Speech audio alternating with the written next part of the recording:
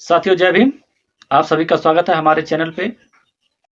साथियों कल यानी कि 2 मार्च को बहन कुमारी मायावती जी ने ऑल इंडिया की बैठक बुलाई है। इस बैठक में कई महत्वपूर्ण फैसले हो सकते हैं। 2027 को मद्देनजर रखते हुए चुनाव की प्रक्रिया में भी संगठन में काफी बदलाव देखने को मिल सकता है। साथ ही मान्यवर श्री कांसीराम साहब जो कि बसपा के संस्थापक रहे हैं, उनकी जयंती 15 मार्च को है। उसी के मद्देनजर भी ये मीटिंग बुलाई गई है। उनकी रूपरेखा तैयार की जाएगी, जयंती कैसे मनानी है, कैसे नहीं मनानी है, और साथ ही संगठनों का जो विस्तार है फिर से करने का फैसला उन्होंने लिया है, ऐसा जो है जानकारी हमें मिली है।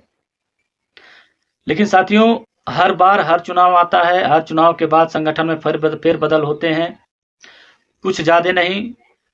जो कोऑर्डिनेटर उनको इधर से उधर किए जाते हैं, जो मंडल प्रभारी हैं इधर से उधर किए जाते हैं, और संगठन में कोई विशेष बदलाव देखने को नहीं मिलता है। चुनाव दर चुनाव आप देख सकते हैं 2012 के बाद ये सिलसिला लगातार जारी है। अब तो बहुजन समाज पार्टी का वोट परसेंटेज भी काफी नीचे स्तर पर आ चुका है। आपको पता उत्तर प्रदेश के अंदर भी वोट परसेंटेज कितना नीचे आ गया है, और हरियाणा चुनाव में भी वोट परसेंटेज घटा है। दिल्ली के जो विधानसभा का चुनाव था उसमें भी बहुजन समाज पार्टी का जो प्रदर्शन रहा बहुत अच्छा नहीं रहा, आप सभी को पता है।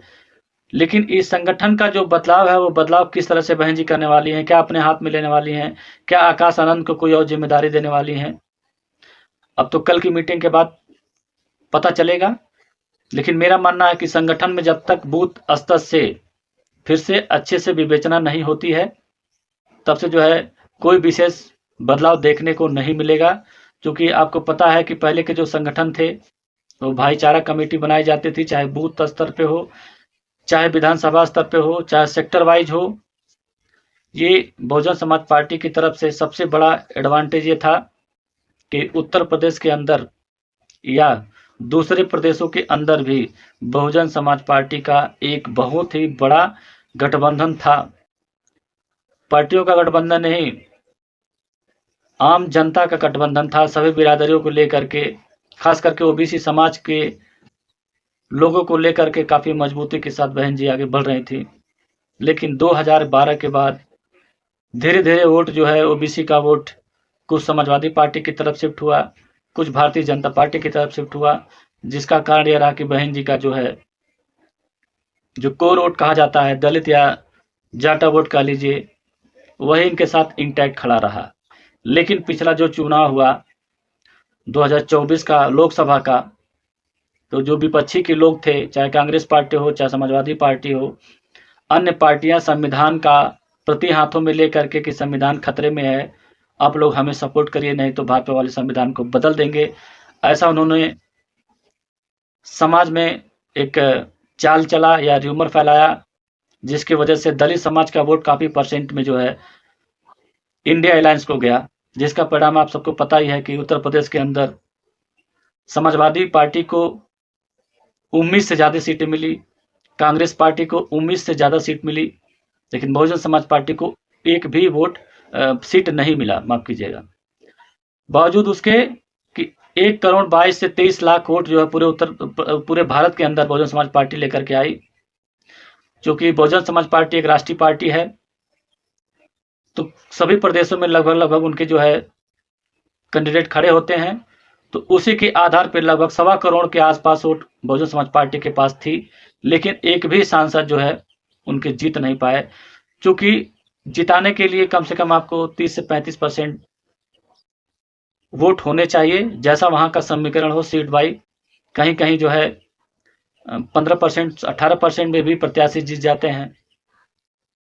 लेकिन बहुजन समाज पार्टी का जो संगठन है, जो साहब कांसीराम चलाते थे, DS4 और तमाम उनके माध्यम से संगठन चलाए जाते थे, बहुजन मूवमेंट चलाए जाते थे, जिसकी वजह से बहुजन समाज पार्टी को सीधा फायदा होता था। अब तमाम संगठन है तो लेकिन पूरी तरह से काम नहीं कर रहे हैं, या तो ऊपर से कोई इनको सहायता नहीं मिल रही है, या तो फिर वहां तक लोग पहुंच नहीं पा रहे हैं। हालांकि काम करने वाले आज भी तन मन से लगे रहते हैं बहुजन समाज पार्टी की तरफ से। आप किसी भी रैली में जाकर के देख लीजिए, वो खाना रोटी साथ में लेके आते हैं, किसी के भरोसे नहीं आते हैं, चाहे सब्जी रोटी हो चाहे रोटी लेकर के आते हैं। लेकिन बहुजन समाज पार्टी की रैलियों में पहुंच करके वो खुद काम करना चाहते हैं, लेकिन कौन लोग हैं कि इसको विस्तार नहीं देना चाहते हैं। जबकि पहले के समय में हमने देखा है कि बहुजन समाज पार्टी का जो बूथ का कार्यकर्ता होता था, उसमें भाईचारा कमेटी होती थी, सभी बिरादरियों को वहां प्रतिनिधित्व मिलता था कि ये जो है इस बिरादरी के भाईचारा कमेटी के अध्यक्ष हैं, उपाध्यक्ष हैं।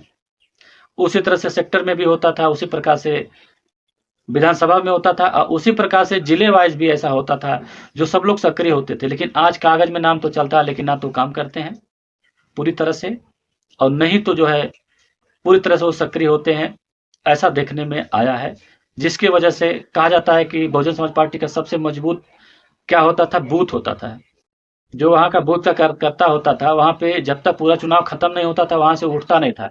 चाहे उसको चाय मिले चाहे ना मिले, पानी मिले चाहे ना मिले, वो खुद की व्यवस्था करके जाता था। लेकिन आज जो वो लोग देखने को मिलता है कि उनकी सुध ही कोई लेने वाला नहीं है, जिसकी वजह से वो एक्टिव मूड में नहीं है। तो कल देखना है कि बहुजन समाज पार्टी की तरफ से, यानी कि बहन मायावती की जी तरफ से संगठन में कितने बदलाव देखने को मिलते हैं, और साथ ही साहब कांशीराम के जयंती के अवसर पर क्या क्या रूपरेखा तैयार की जाती है। साथ ही वीडियो अच्छा लगे तो लाइक शेयर और कमेंट जरूर करिएगा। धन्यवाद।